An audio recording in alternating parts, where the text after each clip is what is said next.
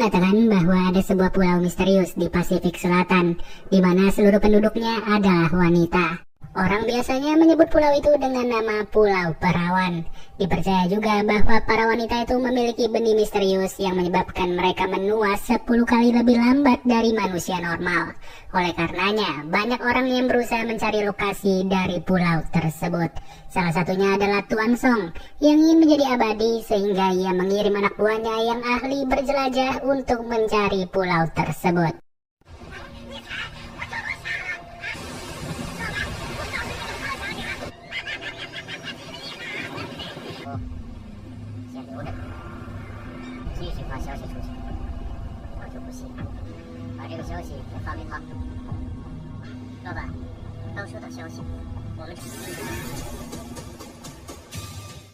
Di tempat lain, seorang pria bernama Wang mendengar laporan mengenai niat dari Tuan Song, yang dimana Tuan Song sengaja mendanai pencarian itu dengan modal yang sangat-sangat besar. Sampai sekarang, hanya satu orang yang pernah menginjakan kaki di pulau tersebut, yaitu seorang penjelajah terkenal bernama Li. Pada faktanya, Li merupakan ayah kandung dari Wang. Tapi, sampai sekarang ini, ayahnya itu tidak pernah kembali dari pulau tersebut. Bertekad untuk menemukan ayahnya, Wang memutuskan untuk berpartisipasi di dalam ekspedisi Tuan Song. Di sana ia bertemu dengan teman baru yang bernama Hyun Woo. Hyun Woo mengaku kalau ia adalah seorang navigator terkenal karena ia baru saja lulus dari Angkatan Laut Somalia. Setelah menyiapkan segalanya termasuk alat pelacak, Wang bersama Hyun pun langsung naik ke kapal untuk segera lepas landas. Awalnya sih memang mereka masih merasa semangat serta antusias. Tapi tidak lagi setelah 2 bulan lamanya dan mereka masih saja berada di laut. Terlebih persediaan makanan mereka tidak lagi cukup dan mau gak mau mereka hanya bisa berdoa agar segera sampai di pulau itu.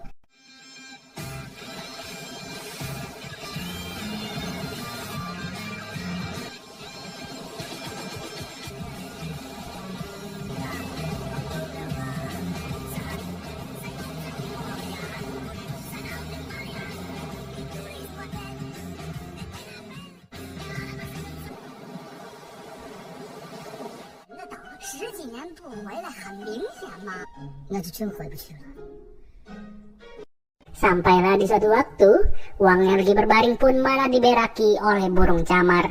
Momen itu membuat ia sadar kalau sekarang ini posisi mereka sudah berada dekat dengan sebuah pulau.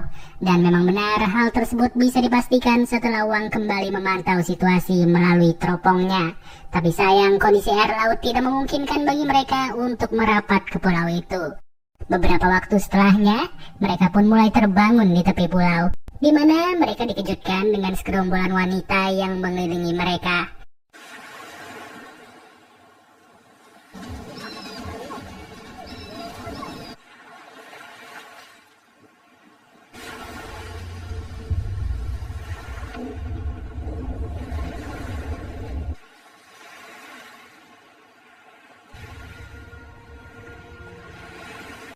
Kemudian Wang bersama Hyun langsung dibawa ke sebuah camp untuk diinterogasi. Merasa pulau ini seperti surga dunia, Hyun masih berusaha untuk mengobrol dengan para wanita. Hanya saja usahanya harus berujung sia-sia dan parahnya lagi gara-gara kejadian itu, mereka pun langsung diberikan hukuman dengan dikurung di dalam sangkar kayu. Di sini seorang pemimpin dari para wanita itu mulai mendekati mereka. Ia berkata dalam 500 tahun terakhir ini terdapat 5 navigator yang berani menginjakan kaki di pulau mereka. Dan kedatangan 5 orang tersebut sudah disaksikan langsung oleh mereka semua, yang itu berarti para wanita di pulau tersebut sudah hidup selama 500 tahun lamanya. Sontak, Hyun pun tidak percaya. Ia merasa cerita tersebut hanyalah karangan belaka serta merasa tidak mungkin kalau para wanita itu sudah berumur 500 tahun. Tak lama, situasi di sekitar sangkar sudah mulai aman. Sementara Hyun ditugaskan untuk mencari jalan keluar agar mereka bisa segera pergi dari pulau ini dengan selamat. Tapi sial, ternyata para wanita telah memenuhi hutan tersebut dengan berbagai jebakan, di mana Hyun sendiri udah gak bisa lagi berbuat banyak dan situasi harus semakin memburuk. Di sisi lain, Wang sudah tiba di desa perempuan serta bergegas masuk ke salah satu gubuk. Di sini, seorang gadis bernama Muyan dan juga saudaranya turut memasuki gubuk yang sama dengan Wang, di mana Wang gak tahu sama sekali kalau gubuk itu merupakan kamar mandi bagi para wanita. Merasa sangat ketakutan, Wang mencoba untuk berlari sambil terus dikejar oleh para wanita yang sudah merasa siap dengan tombak mereka.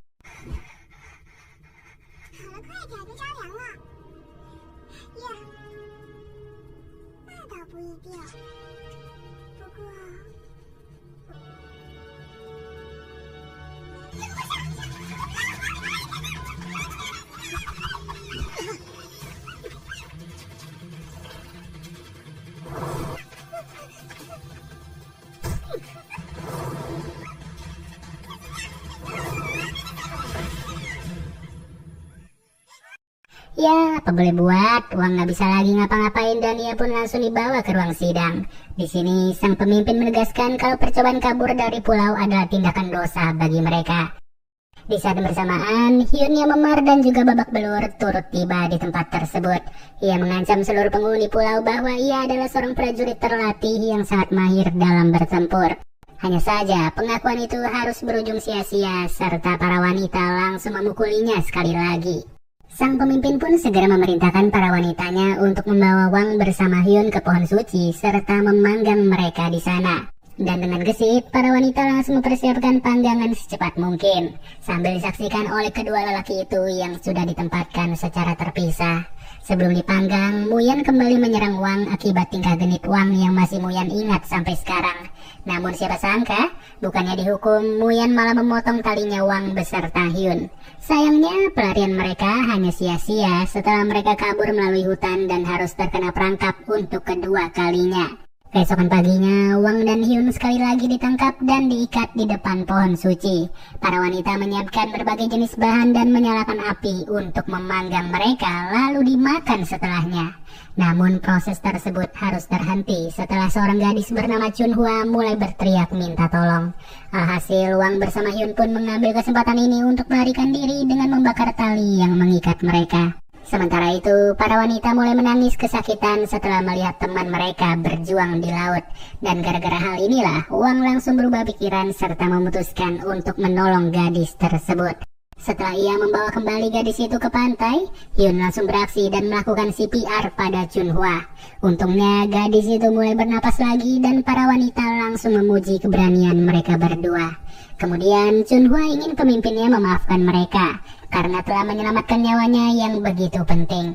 Di mana sang pemimpin pun mulai berkata kalau mereka berdua punya waktu 3 bulan lagi. 3 bulan itu harus digunakan oleh mereka berdua untuk memulihkan pohon suci yang sempat terbakar karena aksi melarikan diri dari mereka. Dan jika pohon itu tidak berhasil pulihkan, maka mereka akan dieksekusi tanpa kompromi sama sekali. Hasil, Wang dan Hyun pun langsung mencoba untuk memperbaiki pohon tersebut.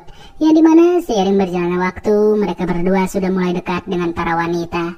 Bahkan Wang bersama Hyun juga diajari teknik-teknik tertentu agar bisa bertahan hidup di sebuah pulau terpencil. Keesokan harinya, Wang dan Hyun sangat gembira setelah menemukan pohon suci mulai membaik.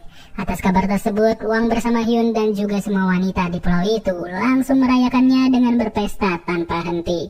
Pada kesempatan ini, Wang naksir berat kepada Muyan dan ia berkata kalau dirinya beruntung sudah menemukan Muyan. Tapi ada satu tugas yang masih belum diselesaikan oleh Wang, yaitu mencari keberadaan ayahnya yang sempat menginjakan kaki ke pulau ini. Esoknya, Muyan dengan sengaja membawa Wang ke sebuah tempat di mana terakhir kali ia melihat ayahnya.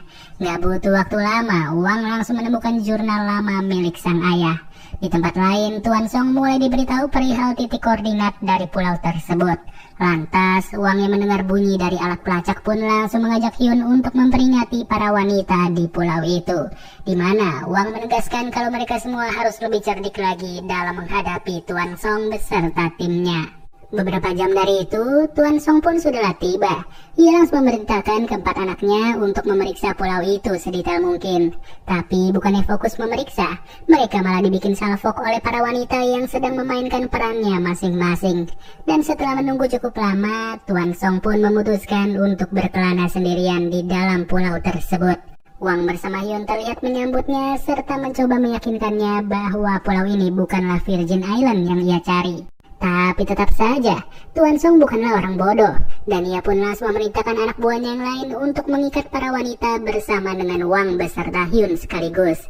Dan dengan terpaksa, wanita-wanita itu langsung membimbing Tuan Song ke sebuah tempat di mana mereka menyembunyikan benih misterius.